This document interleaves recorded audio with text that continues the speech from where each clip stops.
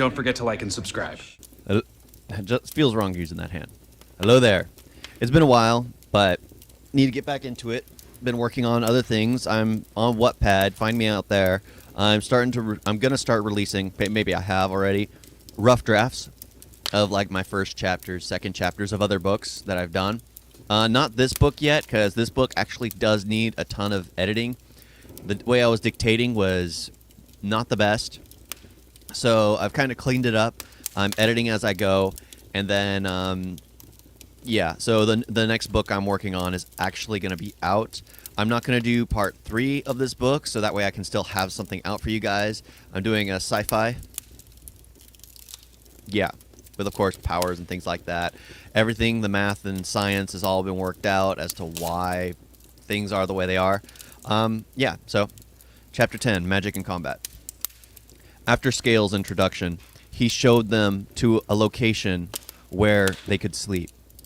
The open area was far vaster than Ash had originally thought. Just beyond the cave was a sharp cliff below which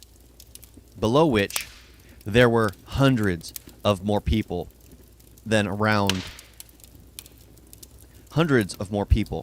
all around in various training exercises. Apparently, Scale would test them, then put them in groups which corresponded to their skill level. Scale would monitor the training and progress of each group. Ash was told he would be joining an advanced course, and Hollis would be in the group for beginner lessons. After dropping them off for the night, Scale left. The following morning, Ash and Hollis pinpointed where they needed to go. Okay, see you after, I guess, Ash said as they parted ways.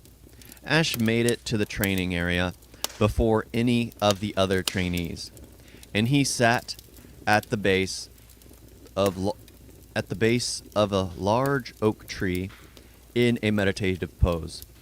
While he waited, he lifted a boulder off the ground, and without moving, he pulled the branches of the tree above him and wrapped the boulder in them, trying to tie the branches in knots around it. Little details like that required much more skill and practice. "What the abyss is that?" Ash heard a voice say, causing him to drop his concentration, and the boulder, which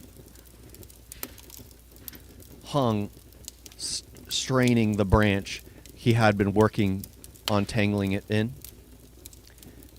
The swinging it like a pendulum, he opened his eyes to see a group of late 20s to middle-aged guys in front of him. Ash got up.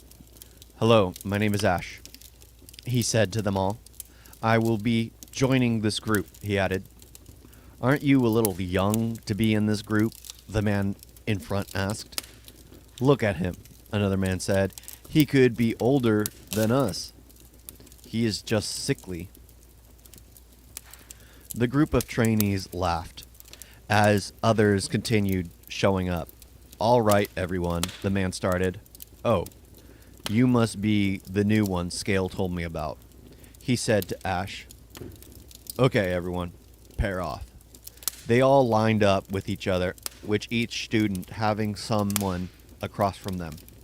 As expected, all except for Ash. He stood in the line, but no one paired off with him. "Okay, now, what we do here, new guy, is learn combat skills. In the other classes, you learn techniques and control, but here it is all about how to use the techniques and your control." As the instructor lectured, he noticed no one had paired off with Ash. "Okay, stand out and watch for now." Ash stepped out and went over to where the instructor stood. "Commence," the instructor ordered. All were lined up calmly, just looking around at each other. Looking about at each of the other casters around them. Then, settling on the caster in front of each of them, then all of a sudden, one of the lines thrust their hands forward. The less skilled casters in the line were thrown backwards. Some were fast enough to throw up their defenses by throwing their hands over their shoulders or down, depending on where the defender's hands had been at the onset, forcing the attack to impact the ground at the feet of the defense or to fly up past the defenders' heads, past the defenders' heads. And there were the last few who threw the same attack back, getting caught in a struggle of wills with the other caster. One of those was able to outlast his attacker, throwing him out with the completion of the cast. The others were not so lucky. They lost their battle of wills and strength and were tossed out. The last one that had gotten caught in the struggle held it till both mages expired, being flung out and sending casters nearby flying along with them due to the aftershock. The less skilled had been knocked off of their line instantly. Ash watched as the two who had made most of the comments earlier take control of the ground. As people were knocked out, another would fill the place they had been in until one line was the last one, with men still standing. Of course, the two still standing in the end were the two who had spoken disparagingly of him earlier. A few of the combatants were too injured to continue with any training for the day. Okay, got it, the instructor asked. Yeah, Ash responded. It's basically one side against the other. So, against the other side. Not so much one versus the other. Yeah. Kind of. Yeah. Pretty much. Now, get in line, the instructor said, as those who fell unconscious were too drained to continue. Who fell unconscious or were too drained to continue were carted off. Ash got in the line opposite the two loud mouths. Begin, the instructor said. Everyone began casting all at once, this time not looking at the competition other than the one directly in front of them. Ash felt defense would work best for him, so he put up a wall of distorted vision in preparation, in precaution. He put up a wall surrounding all but his back, which turned out to be the right choice, as the two casters next to him ignored the mages across from them and attempted to send a gust of rocks at him, only to have them be held in place the moment they hit his defensive wall. Ash knew he would not be able to fight a battle on all fronts. He slammed his foot on the ground, sending a burst of energy into the earth, causing it to tremble and crack. The shifting earth, due to the cracking, led to the other casters losing their balance. In that one moment, Ash dropped his defenses and pushed outward all the debris that had been trapped in his barrier, sending it flying indiscriminately.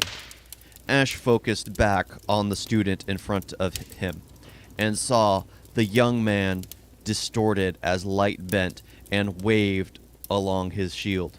The young man dropped his shield as he was about to attempt what Ash had just done. Ash quickly dropped his body low, striking the ground with the palm of his hand.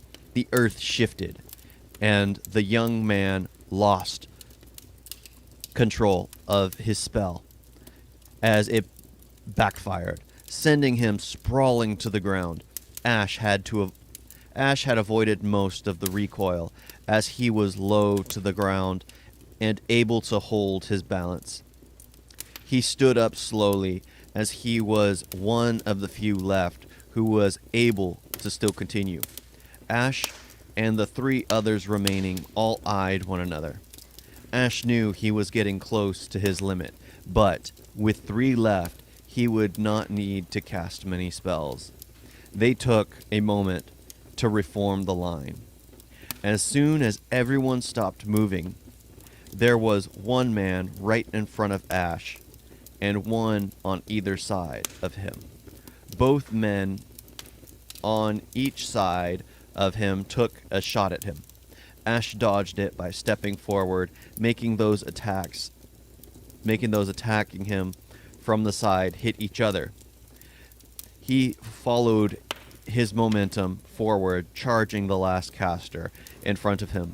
The last man panicked and hastened to put up a barrier as Ash stopped right outside. Jumping back, the barrier began to crack and then shattered as the final caster fell to his knees.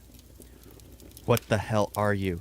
the guy on his knees said, anger and exhaustion lacing his voice. I think that's where I'm going to end it. Thank you all for listening, I guess. I need to wash my face. My eyes are starting to dry out. Probably need something to drink because my throat's starting to get dry. Too much talking to myself, I guess. Thank you all for watching. Read to you next time. Toodles.